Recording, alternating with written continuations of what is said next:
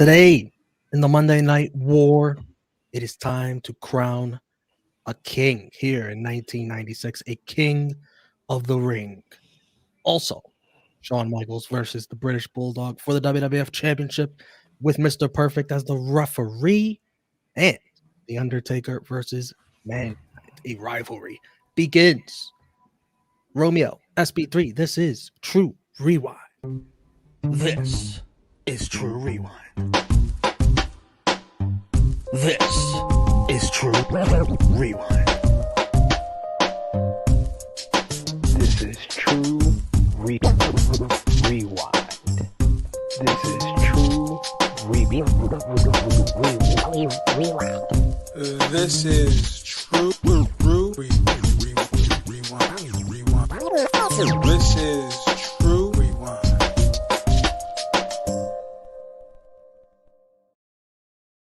Hello. It is me, your True Hill Phenom, SP3. We are live on the True Hill Heat YouTube, Facebook, and Twitter. We are in the DeLorean. Pump up the capacitor as myself and the good brothers. We go back in time to the Monday Night Wars for another edition of True Rewind. This is where we go back to the Monday Night Wars between WCW Nitro and WWF Raw, and we decide what the better show was for the week. But sometimes we make detours to huge events, to huge pay-per-views, to legendary pay-per-views, iconic moments in time, and that's exactly what we are here for True Rewind, episode 62, where we review WWF King of the Ring 1996. I am back once again with the driver, the pilot of the DeLorean, the ace in the face of the True Hill Heat YouTube channel, Mr. Romeo Anthony Cologne. What is up, everybody? See, we got a few people in the chat already. G Loke, it's finna be a good one, guys. ALW, Alan, oh hell yeah, Frantic World. What is up, Frantic World? Let's do this. The Cal Ripken of the live chat here with us. Everybody is here with us today. Thank you all for joining us. You guys know what to do on your end. Drop a thumbs up on the video. Share this video with all your wrestling fans, friends, and family on all your favorite social media platforms. If you are new to the True Hill Heat YouTube channel, hit that subscribe button. Hit the bell to stay notified for all the great content here. And you can become an even bigger supporter of True Hill Heat by becoming a Patreon backer. $3 a month, just $3, the minimum, $3 a month, patreon.com/True Hill Heat. More exclusive content over there. We'll have an extra for True Rewind episode 62. You can check out our extra from True Rewind episode 61, where we previewed the show we are about to review, WWF King of the Ring 1996. You got Stone Cold, Mark Mero, Vader, and Jake the Snake in the tournament. You got British Bulldog versus Shawn Michaels in the main event. Romeo, let's get to it. June 23rd, 1996, from Milwaukee, Wisconsin. Attendance was 8,762. We got Vincent Jim Ross, joined by Owen Hart, dressed up for commentary. Owen chastised them for not being at the table and doing their jobs. And let's just get it out the way now. How great was Owen Hart on commentary? I wish he was on commentary all the time. Sweet Jesus, this should have been his second career in wrestling. Like, he was so good. It was like all the things that we get annoyed with Jerry the King Lawler, he didn't do, and all the things we enjoy about Jerry the King Lawler, he did do. He was just a great heel commentator. He made everybody, whether face or heel, look like they were stronger because he has experience with them in the ring and can know what their usual game plan is. So it was a different type of perspective at the commentary table. And yes, he's the earliest member of the MVP candidates for this entire show. He was my MVP, my first one, in the first match. All it took was the first match for him to get MVP for me. The intro called this the greatest card in the history of King of the Ring. Look at the effort and the stage design they have here. Much more effort than what they do today. So much better. We just get a big fucking screen every single time. You remember when motherfuckers was all excited for WWE to go back on tour, be back in front of fans, and some motherfuckers was like, Yeah, like, oh, we're gonna have new pay-per-view set. We're gonna have a new set for the shows. I was like, it's just gonna be a bigger screen. I literally called it. I was like, it's just gonna be a bigger screen, isn't it? And sure enough, it's just been a bigger fucking screen. It was great for Money in the Bank. It was great that first SmackDown. It was great that first Raw. But after that, it's the law of diminishing returns, and it's pretty much the same shit we had for the past 5 years. It's just a little bit bigger. For this pay-per-view, they had the double doors. They had the jesters at the door opening for everybody's entrance. It was okay. They weren't anyone famous though. I wish it was like the famous jesters where we look at them close up, and we're like, oh shit, it's Rhino. Or the Hardys. Yeah. The first match, semifinal, Austin versus Mero with Sable. Owen questions how good a manager can Sable be. She's a girl. What kind of in-ring expertise does she have? Man, I couldn't find the spot where Austin bloodies up his mouth. I thought it was the jawbreaker, but it might have been something before that. I think it was the jawbreaker. I think the jawbreaker, he basically like bites on his tongue and bites on his lip, and that's how he busts it open. Yeah, it looked rough. Austin wins. But I mean, to me, it added to the last portion of this matchup. Like the last portion of this match, I was into it a little bit more because of the blood. The blood got me into this a little bit more. This was a fantastic opener to the show too. Austin was with the Stone Cold Stunner in 1648. This is Mero's first L in the WWF. Steve looked pretty frustrated at the injury after. I gave this 3 3/4 stars. Uncle Dave Meltzer, the Wrestling Observer newsletter, gave it the same. Oh, okay. I gave it 4 stars. I thought that this was, like I said, a fantastic opener to the show. Stone Cold Steve Austin looks great. This is Austin before the power driver at SummerSlam 1997. And you could see that with the way he does his bumps. We've been talking about it for weeks. The way he's hitting the ropes, the subtle things that he does in the ring, it adds a lot to the presentation of the character that he's going for at the time. Wildman Mark Mero, this is before a lot of injuries for him as well. So he's like the young spring. He's still the aftermath of Johnny B. Bad still in this Wildman Mark Mero form, and they had good chemistry together. This was a hell of a way to kick off the show, but I will say it set the bar a little too high for the rest of the King of the Ring tournament tonight. And I believe our special guest is here with us. Romeo, you want to do the honors? Here he is, True Heel residential alcoholic, top guy JJ. Thank you for joining us, brother, here on True Rewind. What's up? Oh wow, it's the first time in the DeLorean, huh? Hey, Yes. How does it feel? We got prime leather in the backseat. I'm sorry. It took me longer to get my shit out the trunk because I was stuck. Too many bumps in the road, man. This is an old car. It's an old vehicle. It's an old vehicle. So it's an old vehicle. that cocaine, But it's you see in good. the back, It's good. that belongs to drunk guy. Never mind it. It's okay. Yeah. You JJ tend to be late for the DeLorean ride. Yeah, I mean, it's what happens when you put us in the trunk. Y'all don't tell them that y'all put us in the trunk. Y'all don't give us a seat. Y'all put us in the trunk. Top guy, you saw this pay-per-view. What did you think of the opening match, Mero Austin? This was an excellent match. Like, this was actually really good. I was very, very surprised that this match aged as well as it has. Like, this was really good. This kind of really made me appreciate Mark Mero, Johnny B. Bad as the worker. Like, because he's an excellent worker. Like, he was great. He was awesome in this match. And, you get your Stone Cold, you get the actual wrestler. You get the wrestler, Stone Cold, Steve Austin, before he was straight punching and kicking for the rest of his career. But yeah, this was awesome. Like this, wow. I didn't think I would see a match like this in 1996 in the WWF. Very high. I would go as far as giving this match about 4 stars. Like, I was that impressed by this match. This match was freaking good. Afterwards, Jake the Snake interviewed backstage, says he doesn't have to worry. The Lord above controls everything. He will win. God willing. God. The fact that this great character from 1996, the addict who's trying to recover, who's all religious now, that great character from 1996. That's ahead of its Yo. time in a lot of ways. But like the fact that it's just used as cannon fodder for Austin to create the greatest man. promo of his career up to that point, it's hilarious. It's hilarious to me. Then we get the other semifinal, Jake versus Vader. And Jake with a DDT on Vader. Ref Mike Chioda gets thrown down in the process, DQs Vader in 338. The replay shows Vader clearly pushed him.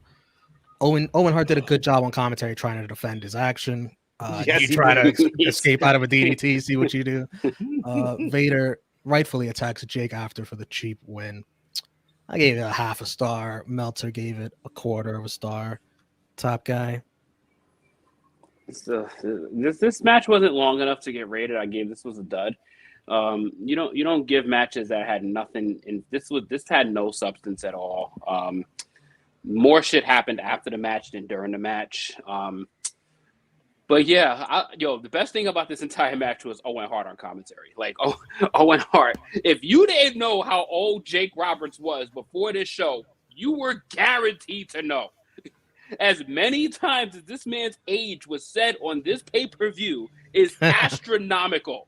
Like, they have said this man's his age at least 25 times. And he only appeared twice. Literally, they only mention people's ages now when they really old and they're still wrestling. Like that's when Goldberg gets mentioned to be 54, 55, and they're treating that like it's 41. Like 41 is that age. Bro, like this is a different 41, time. you in your prime now. This is in WWE. That's for damn sure. Yeah. Yeah. I didn't think much of this matchup. This was basically Vader dominating most of the matchup until Jake makes his comeback at the end, hits the DDT, and Vader grabs the fucking referee. So I gave this a quarter of a star.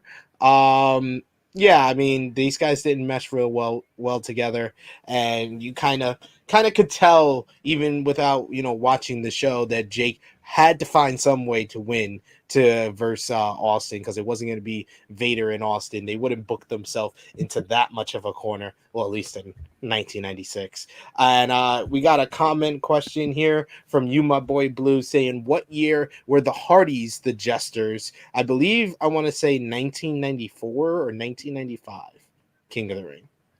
Those were the year that they were Jesters, opening the door for the athletes. Vader snaps on Cornette backstage. Then we get an Coliseum exclusive. Yeah, Coliseum got a few of exclusive. those. We saw Coliseum video exclusives all night. Absolutely. We'll They take got it. us the good version. Interview with Sonny and the Smoking Guns.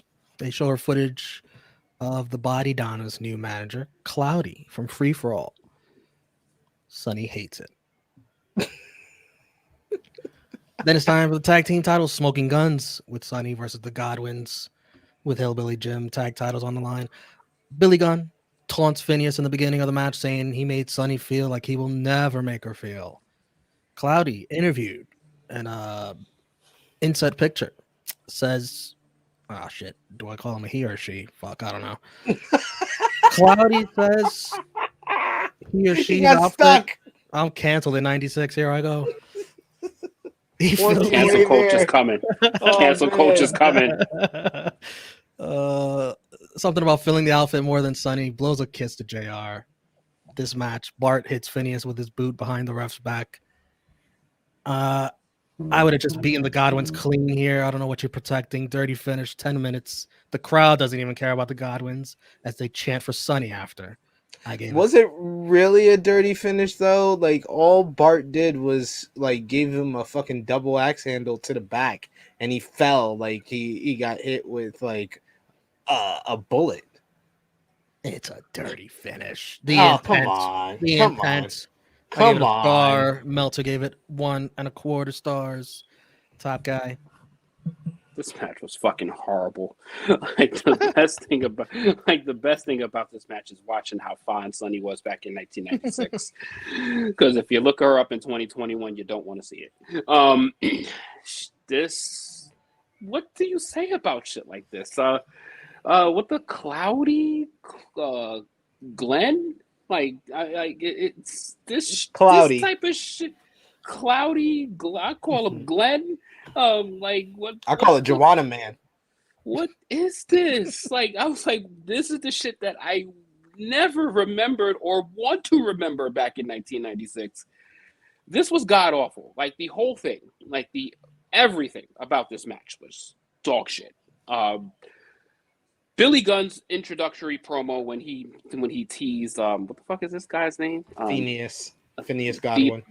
Phineas, yeah. Hey. That was kind of funny. And his rage during the match was actually kind of funny. He was pissed off pretty much the entire match, reckless swinging, throwing himself all over the place. I hope to never see those animals again. They were ugly as shit.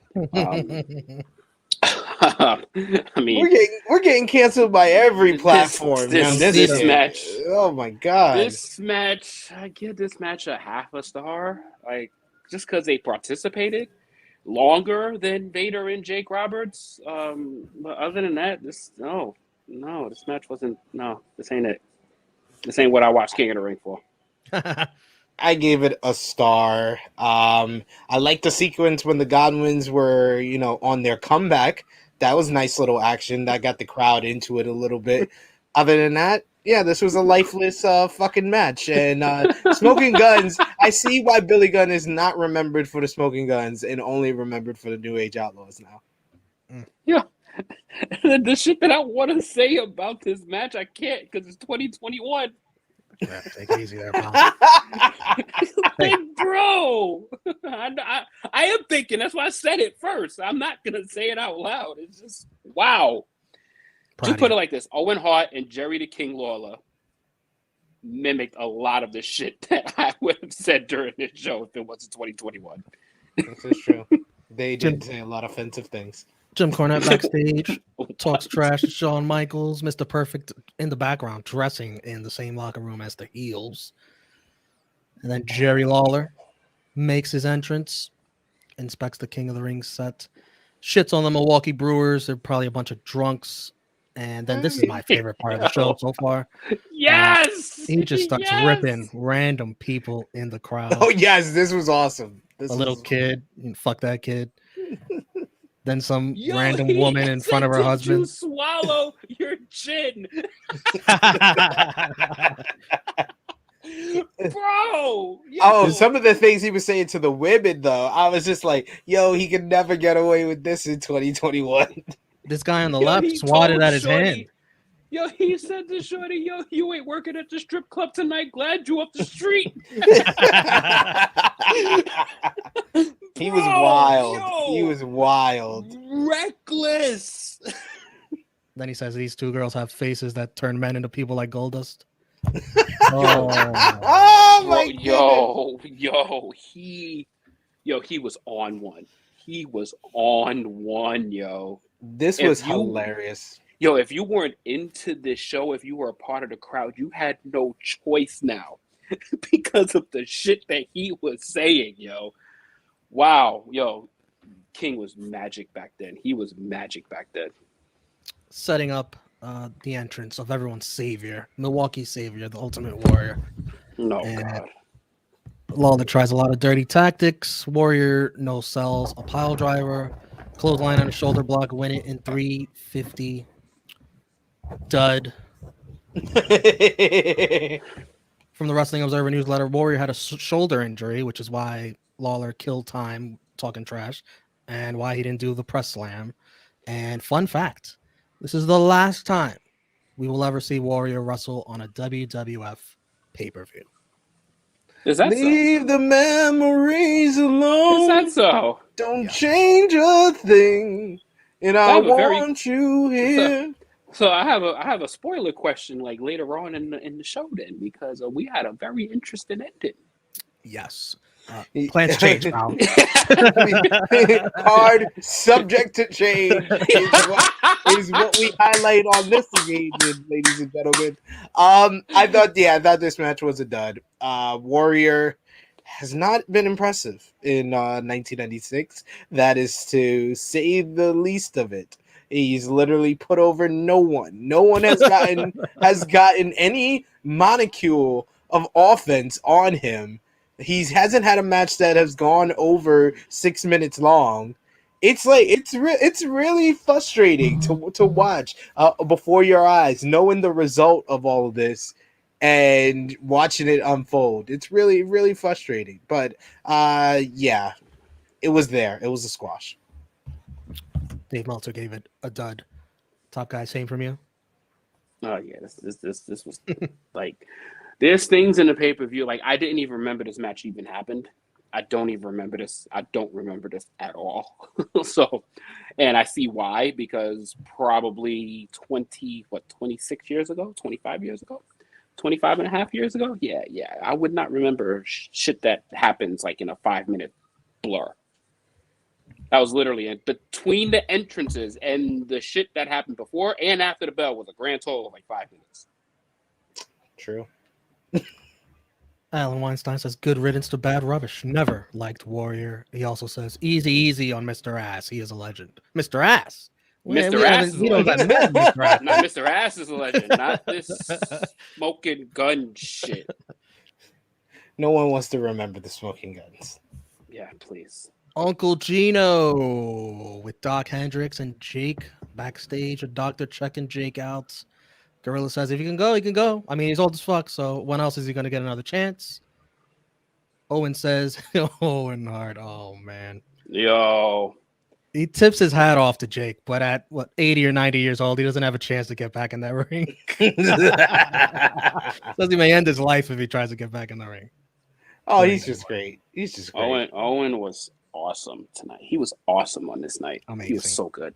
Good. Did you hear earlier after the Mr. Perfect when Mr. Perfect's in the Camp Cornette locker room, he said on commentary that they had been golfing this week, Mr. Perfect and Camp Cornette.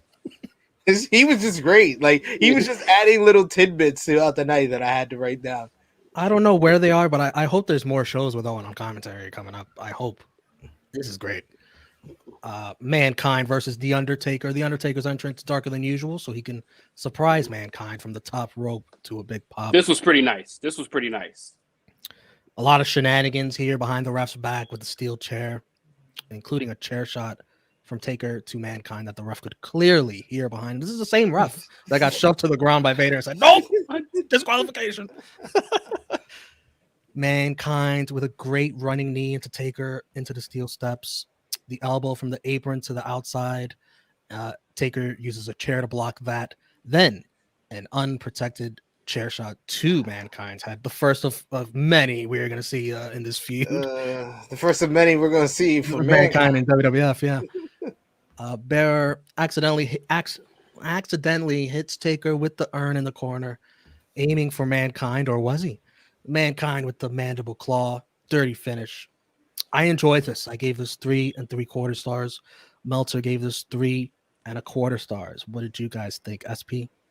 I absolutely enjoyed this so much. This was a wild, intense brawl. Chair shots, like you said. You didn't mention the back body drop on the concrete. That right there, that was ridiculous. Paul Bearer getting involved. It was crazy because how I remembered it.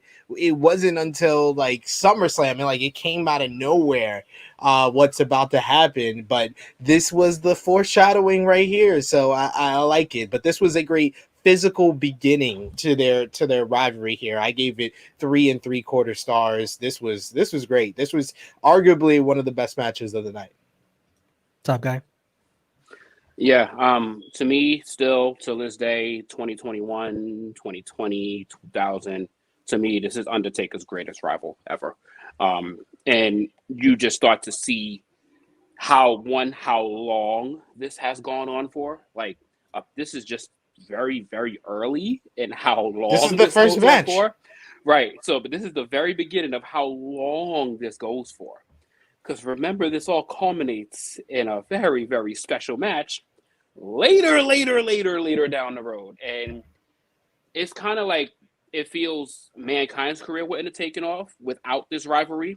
Undertaker's career in WWE was hitting a peak after this rivalry because Undertaker was always a dominant guy, but I never really remembered much of his stuff until I started to remember this Mankind stuff. Of course, I remember his Mania matches, but other than that, not so much stuff until this work. This work was the Undertaker's, to me, some of his finest work that he's ever done, and this match was awesome. Fucking Undertaker on the top ropes, hanging like when Batman hangs on the gargoyles. That was so cool. Such a cool spot. I enjoyed this match as well. I would give this match easily 3 3/4 stars. This match was fun. Like you just start to see the beginning of the chemistry that these two men have with each other. Like it's like these two were made to have a long standing rivalry because this was incredible. This was awesome. They're like and comic this is book just the characters. beginning. A bad like the finish wasn't the greatest, but you already knew what was coming. Like so much more of this was coming, and this good shit. Good shit. In It's a big deal to beat the Undertaker here, even if it's a little dirty. Yes. You had to protect the Undertaker at this point in time, but this was a great way to do it where you can't say it really took nothing away from what Mankind did in this matchup.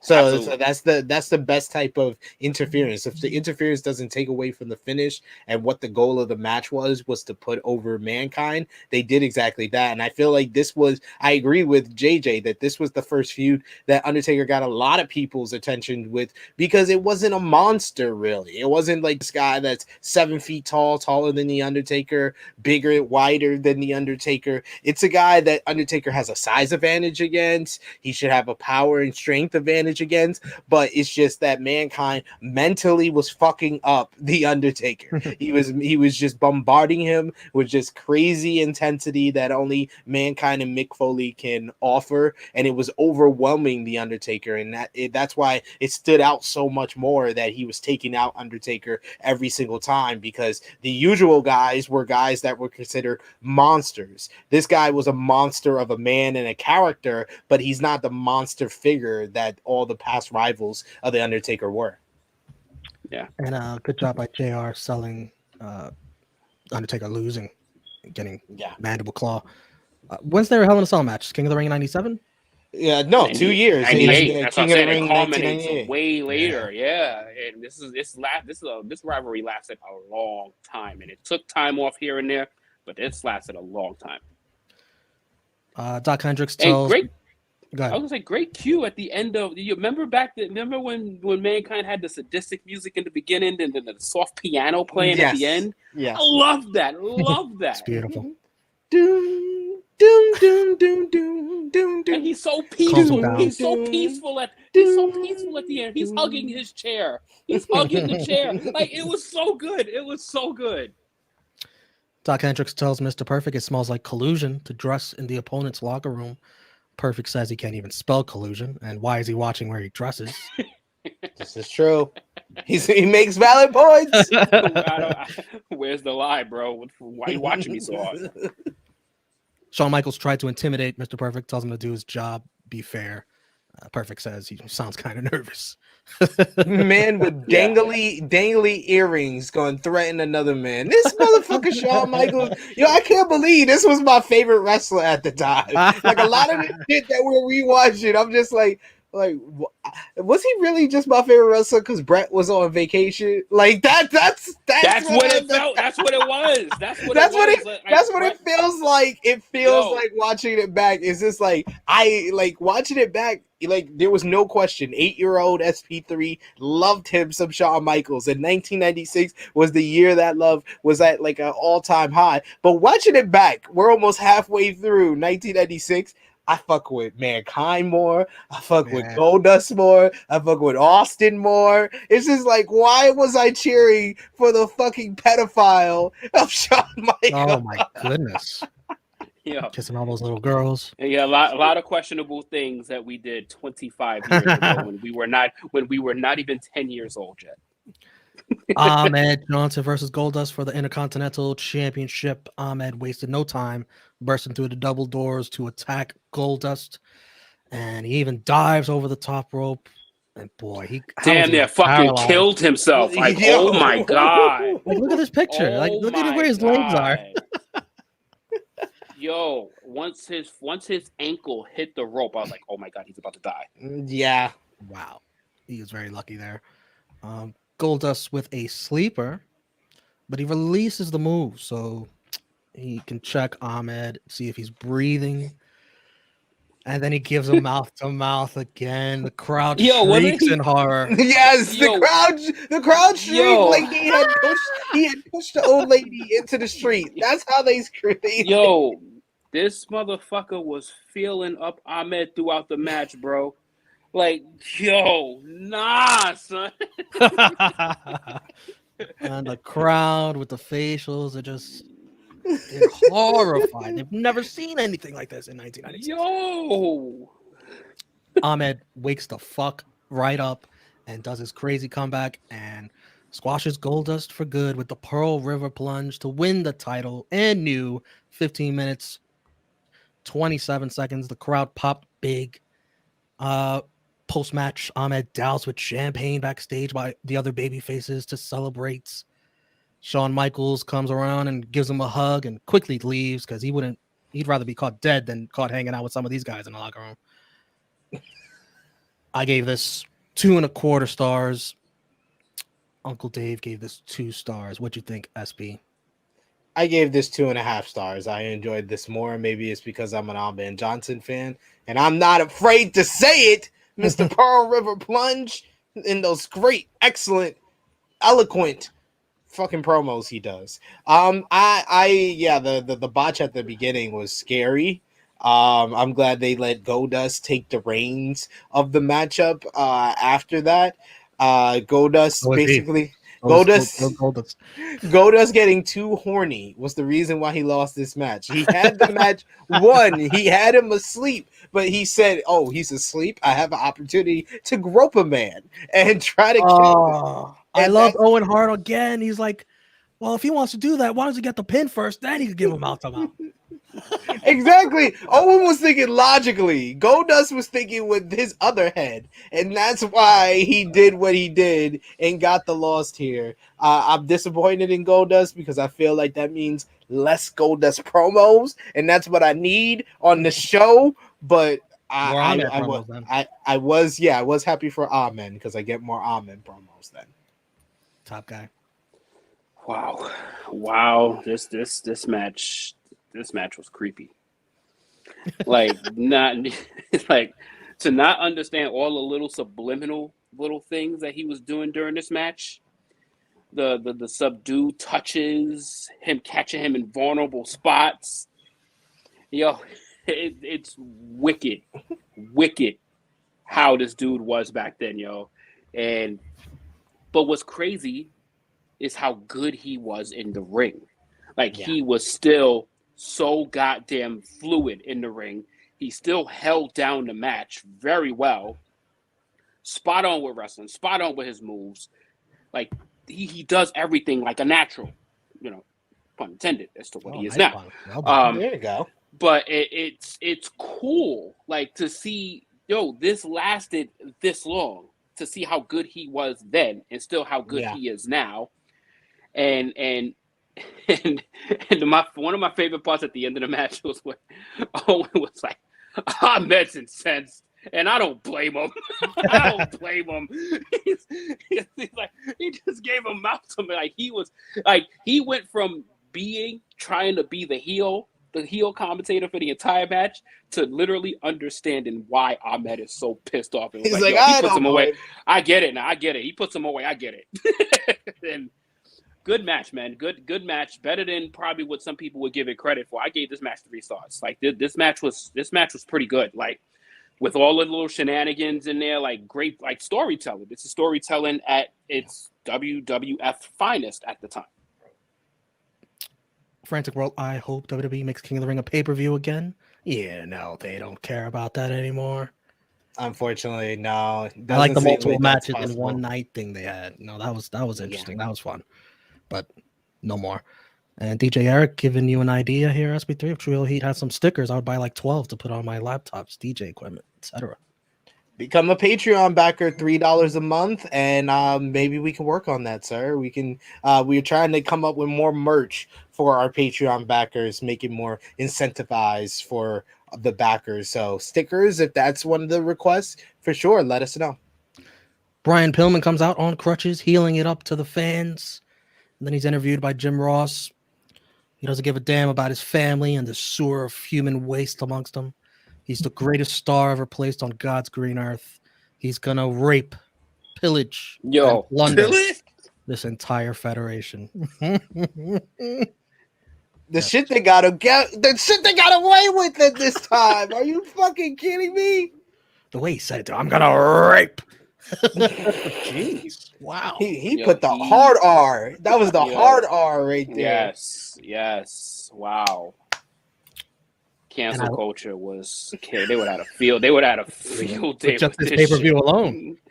Oh my god. Between Owen Pillman and Owen Pillman and Jerry Lawler. Wow. Yeah. It's pretty bad. I love this. Steve Austin makes his entrance and walks past his Hollywood blonde brother in a bit of foreshadowing and a flashback at the same time. Yes, they would do a lot in WWF together, but not on the same side. But they're about to make some history as we go through 1996. What Pillman here was motivating and inspiring. Tell him to go get it. Exactly. Yeah, getting that classic throat slash. Austin had 15 or 16 stitches in his tongue done backstage, not at the hospital like Vince McMahon said. King of the Ring final, Austin versus Jake the Snake Roberts. And this should have been the semifinal, building up to Austin Mero as the final. I would have appreciated that much more. Austin destroys Jake. It's so bad. Uncle Gino, Gorilla Monsoon, comes down asking Jake to please quit. Uncle Gino. He's like, please quit. Stop getting your ass kicked. You're 41 years old, goddammit. That's Uncle Gino. That's Uncle Gino right there. What a guy. Jake makes a small comeback, but Austin with the stunner. Good sell by Jake. This was 4 minutes, 35 seconds. I gave it a star. And Dave Meltzer gave it half a star. I just enjoyed the Austin just went to town on his ribs. He's a mean son of a bitch. You said it went 4 minutes, 35 seconds. I think it was 4 minutes of Austin whooping his ass. No, I would say it was 3.5 minutes of Austin whooping his ass, 30 seconds of Gorilla asking him to quit, and then Jake's comeback was 35 seconds. The story of this is the promo with Doc Hendricks. Get that piece of crap out of my I got ring. it. I got it right here if you want me to. Go ahead. All right, I'm gonna try my best Austin voice. I'm gonna try. Austin accent. I'm gonna try. It's not that hick. The first thing I want to be done is to get that piece of crap out of my ring. Don't just get him out of the ring, get him out of the WWF. Because I've proved, son, without a shadow of a doubt, you ain't got what it takes anymore. You sit there and you thump your Bible and you say your prayers, and it didn't get you anywhere. Talk about your Psalms. Talk about John 3:16. Austin 3:16 says, I just whooped your ass. All he's got to do is go buy him a cheap bottle of Thunderbird and try to get back some of that courage he had in his prime. As your king of the ring, I'm serving notice to everyone of the WWF superstars. I don't give a damn what they are. They're on the list. And that's Stone Cold's list. And I'm fixing to start running through all of them. As someone in the crowd says something to him, and he says, like, under his breath before he keeps going, piss off! Piss off! Piss off! As far as this championship match is considered, son, I don't give a damn if it's Davey Boy Smith or Shawn Michaels. Steve Austin's time has come. When I get the shot, you're going to look at the next WWF champion. And that's the bottom line. Because Stone Cold said so. First time he's ever did that. By the way, towards the end there, Vince McMahon talking all over this. Did he not recognize this is a masterpiece? Shut the fuck up. Lay out. But Vince always thinks that he's adding. He's adding. he's Oh, adding, man. but think about that in 1996. Like the magic that the obviously that was not written. Thank God it wasn't written. And No, you because he was just- getting his stitches and he there asked, was what did Jake say earlier? So I could make a promo off of it. there's an aura behind shit like that, and you just feel something's changing, yo. You don't get a promo like this in the WWF ever. Like, you never heard any shit like this before with this much attitude, this much umph, this much passion, and you felt like something's happening here. And great job, by the way, SP, with that word for word dialogue, by the way. I was just waiting for the cheap bottle of Thunderbird. Yo, That was some great stuff in this promo. That's be Like, the best oh promo my. we've seen in the Monday Night War yet. Could it be the best promo of all time? It It's just one of the might best be. of all time. It just It's one of might. the best promos of It's all definitely time. the best that we've seen so far during the sure. Monday Night Wars. We'll see if anything comes close to that. And the match I gave a star and a half. Promo 5 stars. 5-star promo. 5-star promo is all about that. No, this is a hell yeah, this is a 5-star promo match overall. Yeah, I give this match would be about a star and a quarter. Just I mean, it did its job. I would actually go as far as giving it 1.1 3/4, just because it did its job. It served its purpose. Like, Stone Cold really like made you believe that there's no way Jake could continue. Like, Did the way you like he it this beat way, or the. did you prefer the idea that I said? Oh, I loved it this way. This way was Okay. perfect. Yeah, because obviously- I agree with JJ. I like it this way better because it makes Austin look like a world beater right before he cuts this promo. I think this promo is not as effective after a competitive matchup with Wildman Mero. Well, you Exactly. wouldn't This have gotten promo off does in not. 316. This promo doesn't exist if it's Mark Mero, because it's actually a competitive match. He's celebrating a victory, and he's literally just having to talk about being king. This added supplement of the old man having a shot and he ain't got it no more, and I took that away from him. Go get your drink and go get the fuck up. Go get away. Get out of my federation and leave my company. Don't be in my presence anymore. That substance it's not there if it's Austin and Mero. It's not Also, there. the Bible stuff he doesn't have that context. Absolutely not. Exactly. Absolutely not. Austin 316 Absolutely was not. never born. Absolutely Nope. not. You're Yeah, right. You're right. yeah, guys. I the- take the- all that shit back. I just really enjoyed And, that. and match. it was a It's not better bad. story match. I totally agree with you. The Mark Mero match was the better It match. was better. Yeah, it was a better Yeah. match, but story-wise and the way it worked, this was a perfect segue to what took place. Speaking of a perfect segue, it's time for Mr. Perfect as referee for Shawn Michaels versus the British Bulldog for the WWF Championship. Owen Hart marks out for British Bulldog's entrance. He's on the table like dancing to the music. And here comes Shawn Michaels. Gorilla Monsoon out of nowhere gives word to the Fink that Mr. Perfect will be the ref on the outside. Earl Hebner will ref inside. A big bait and switch.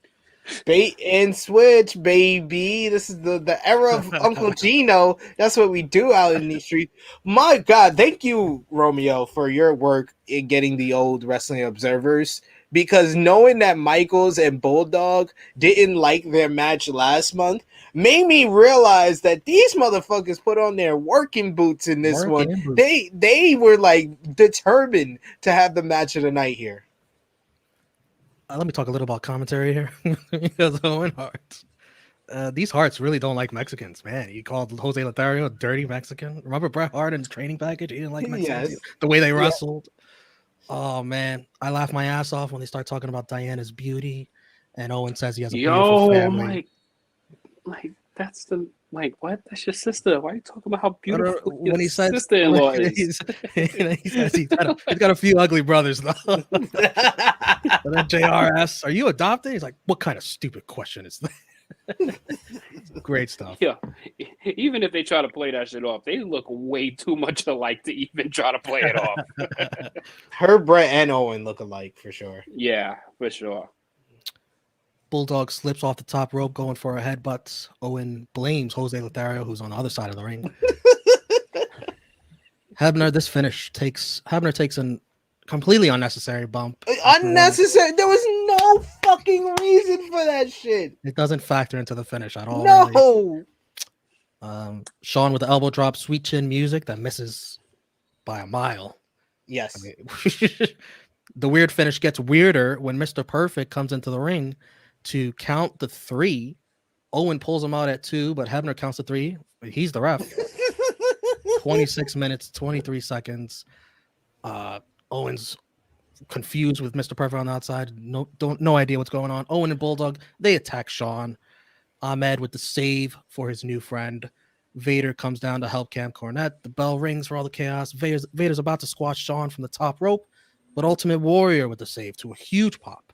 The babyfaces group hug and celebrate after clearing the ring, and they pose afterwards. Promo backstage. Cam Cornette setting up a 6-man tag. JR chastises Owen for getting involved as an announcer. Jim says Vader would eat JR alive if he wasn't on a low-carb diet. Back to the match. Besides the Bulldog slip, I thought Bulldog brought it this match as much as any match he's probably ever had, besides Bret Hart SummerSlam. Shawn brought the best out of him, and they more than made up for what they thought was a debacle at In Your House. I gave this 4.25 stars. Dave Meltzer gave it the same. Top Guy, what did you think of all this? This match was really good. Like this was something that it reminded me how good of it's sometimes you kind of need the reminder of how good certain wrestlers are, and obviously, you know, he had the one little hiccup in this match, Bulldog, with the slip and everything. But he's a big dude, and you know, big dudes jumping off ropes usually doesn't end well. But yeah, this was really good. This was very solid. Shawn Michaels was, again, he was a performer in this match, and the end just really made me almost forget about how good this match was, because the ending was so convoluted and so loaded and so much going on. Like, you had all these shit on Raw coming out. Like you had the Hart Foundation, you had Kurt Hennig, you had Kurt Hennig wasn't even involved in this spiel, actually. It was fucking Bulldog, then Owen Hart, then Vader comes out, then fucking Cornette for some reason's in the ring. And then who then pops out of nowhere, and you get Ahmed Johnson. Like, what? Like, okay. And then Vader's about to do the bomb, and then I'm like, who's coming through the door? Because I kind of didn't remember this. I was like, who's coming through this door? Because I'm seeing the door start to open. It's fucking Warrior. I'm like, what the fuck is all of this? The leader of the new generation. And I was like, okay. And then promo ends. Match is good. I give the match 4 stars, by the way. I give the match 4 stars. So it kind of helped. You kind of, I don't know if it corresponds or correlates with the match I talked about earlier. But it led into what happened promo afterwards about this 6-man tag shit. And I don't remember this match ever happening. So that's why I wanted to really ask about, like, yo, what happened here? Because it does, but Warriors I don't remember Shawn, because I was like, I don't ever remember Shawn Michaels in the Ultimate Warrior being a tag team in any match. So I was like, did this happen? If this happened, please help my memory. But yeah, now it just hit me with the card subject change in the beginning of the show. We'll see who takes Warriors' place. An international incident. What a name. Wow. Might be a name we're already familiar with right here. Who's right here among us. Go ahead, Very true. Very true. Go ahead, Shawn Michaels was Shawn Michaels versus British Bulldog was tremendous. It was a great way to end the show, a great main event. They totally made up for a lackluster performance at Beware of Dog, especially Bulldog. Bulldog had to step up because he's had a couple of stinkers in the main event over the last over our time watching the Monday Night War, whether it be the match against Diesel, last month month against Shawn Michaels. This is right up there with his match with Bret the Hitman Hart at In Your House seasons Bloodbath. beatings. Yeah, that was great, and this was once again great, mostly because Bulldog stepped up. He pulled out the Romero special at one point for the Mexican surfboard with Mr. Perfect on the apron and Earl Hebner kind of teasing like a screw job type finish. Like the tripping on the top rope, I'm okay with because it was on a diving headbutt attempt, which I thought was like an ode or a callback to Dynamite Kid, which I thought that was very cool as well. Man, Shawn was far. He was. A lot of He air was to too far for him. Bulldog also hits like an avalanche belly to belly. Like I was focused. Most of my notes are about what moves that Bulldog did that I don't usually see him do, and that's why was this really match stood impressive. out. The gorilla press slam while walking backwards into the rope. And then just tossed him. Just let him go. him. Just let him go. Just let him go. Like I'm out of here. Peace out. Yeah, I gave it 4.25 stars. Definitely a great main event, and arguably, it's right up there with the Diesel match for my favorite match of Shawn Michaels' title reign so far. All right, let's wrap up this King of the Ring Blood and Guts. 2 dirty finishes, 2 ref bumps, 1 big bait and switch. Match of the night: Shawn Michaels, British Bulldog for me. Anyone have something different? I'm gonna go with Michaels Bulldog. I'm gonna go with Stone Cold and Mark Mero. All right. Because I like that match did so much more than I expected. Like it just made me appreciate those two guys in the ring so much more. Yeah, I mean, like you're not wrong with picking HBK and Bulldog, but I personally I felt to be so much more invested in Stone Cold and Mark Mero. MVP, definitely Steve Austin, but also Owen Hart was tremendous. So I'll give it to both of them. I'm going with Stone Cold Steve Austin. He deserves it Cold. just for the promo. Yeah, Stone Cold Steve Austin. You got honorable mention Owen Hart, but this is Stone Cold's night. This is Stone Cold's night. I like to give multiple MVPs. But he had two victories, and what we literally on this show just called arguably the greatest promo of all time. But somebody else is gonna get an MVP mention. Well, it's a different job. Commentary is a different job. Disrespect. Different job. Disrespect. LVP for me, Vader and Mr. Perfect. Sid? I went with Phineas Godwin.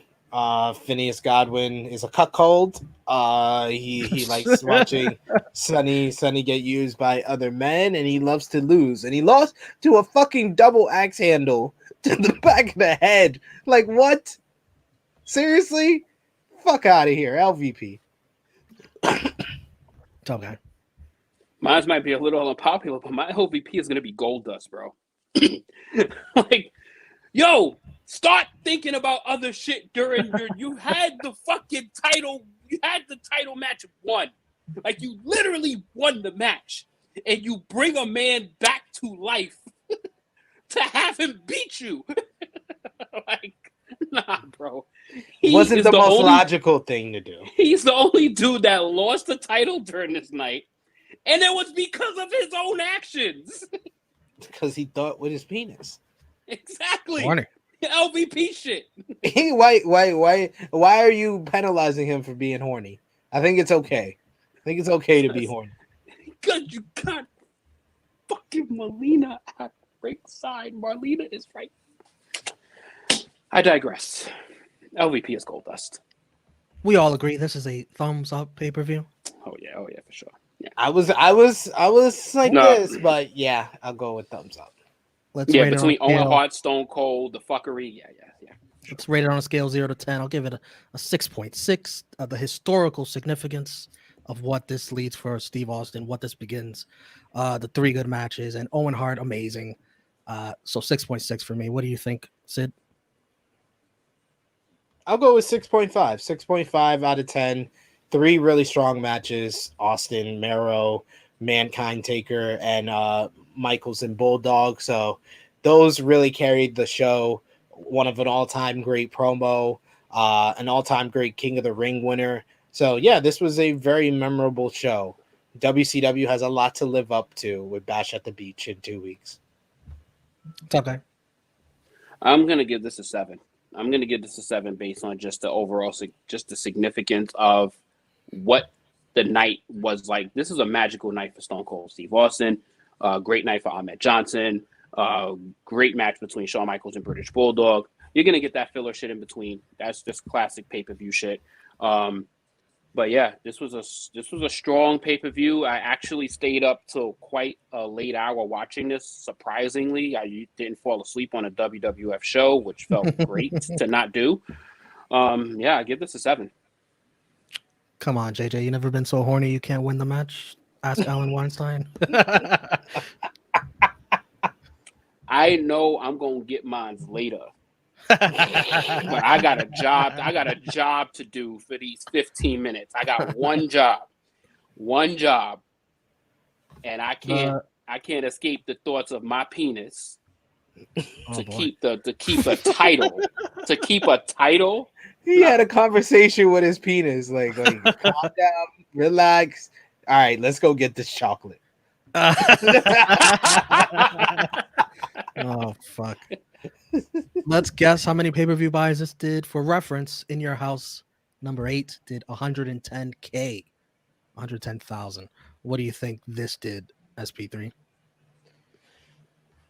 135K. Top guy. This is King of the Ring, so In Your House is usually very, very low. King of the Ring, I'm gonna go 145. Top guy's closer. This did 197K. Knew I should have went higher. God damn it. That is going to do it for King of the Ring 1996. Next up, Raw and Nitro the next night. Yes, we will be reviewing that. That should be up very, very soon. True Rewind, episode 63. Then we have another week of WCW Nitro and Raw, and then Bash at the Beach, right? Oh, baby. Oh boy. So you got True Rewind 63 and 64. Those will be up very soon. And then True Rewind episode 65, Bash at the Beach 1996. So 3 episodes away from a historic pay-per-view in time. But that is all for our review of WWF King of the Ring 1996. We want to thank our special guest in the DeLorean, top guy JJ, Always the candle maker. Thank you for joining us. Thank you for watching this pay-per-view with us. Let the people know where they can find you on social media, sir. On Instagram, you can find me at TrueHeel_TopGuyJJ. On Facebook, you can find me my first and last name. And on here, making pop-up appearances and stuff like that until I make my return on True Hill Heat, which is the anchor podcast that these awesome people, one produces, one host. I got my hands up for both of them. But yeah, can't wait to be back. True Hill Heat gang. Yeah, that's about it. It's a good time in the DeLorean. I want to sit in the back seat this time, not the trunk. Relax. This was just the first time. Romeo, please let the people know where they can find you, sir. Right here, True Hill Romeo, Twitter and Instagram. On the YouTube channel tonight. Hey, Dynamite watch along. Join us for that. And we've also got Friday Night Warriors this Friday, SmackDown and Rampage watch along. We had NX3 last night, number 31 birthday Bruiserweight. I thought one of our funniest, entertaining episodes. Definitely check that out. It was. I watched it live. Great stuff, guys. Great stuff, I must say. And this weekend, Full Gear watch along. Watch us, watch and react. Not show the pay-per-view, just watch and react. And then the roundtable review the day after. Yes, and True Hill Heat 151 this Saturday, 11:05 a.m. Eastern Time. Richard Benson of Post Wrestling Benno will be joining us on True Hill Heat 151 to preview AEW Full Gear as well as talk of the week of wrestling that was. You can follow me on the Twitter machine at True Hill SP3. Later today, 3 p.m. Eastern Time, 8 p.m. UK. I'll be over on the Wrestling Daily YouTube channel with Alex McCarthy for another edition of Wrestling Daily. You can also see me on the Sportskeeda Wrestling YouTube channel tomorrow at 11 a.m. Eastern Time with Kate Hensler of Fightful to preview Full Gear over for Sportskeeda Wrestling. And then following SmackDown and Rampage over on Smack Talk with Rick Ucchino and Dutch Mantel. And then right back here, True Hill Heat YouTube channel, True Hill Heat 151 on Saturday, as well as the Roundtable Review on Sunday. There's a lot of great content to enjoy right now on the True Hill Heat YouTube channel. So a great time for you to drop the thumbs up on the video, share it with your friends, check out our AEW Full Gear preview that is up on the channel right now. Check out NX3, like Romeo said, NX3 episode 31. Watch this over again if you like as well. And hit the subscribe button, hit the bell to stay notified for all the great content here. And if you want a little bit extra True Rewind, patreon.com/True Hill Heat. Become a $3 backer to get the extra of True Rewind, as well as J News Japan with our review of Power Struggle 2021 that will be up tomorrow. So like, comment, share, subscribe. Thank you everyone for joining us live. Thank you Top Guy JJ for our special guest. As always, thank you Romeo. It is me, your True Hill Phenom SP3. This has been our True Rewind episode 62 WWF King of the Ring 1996 review. We are signing off until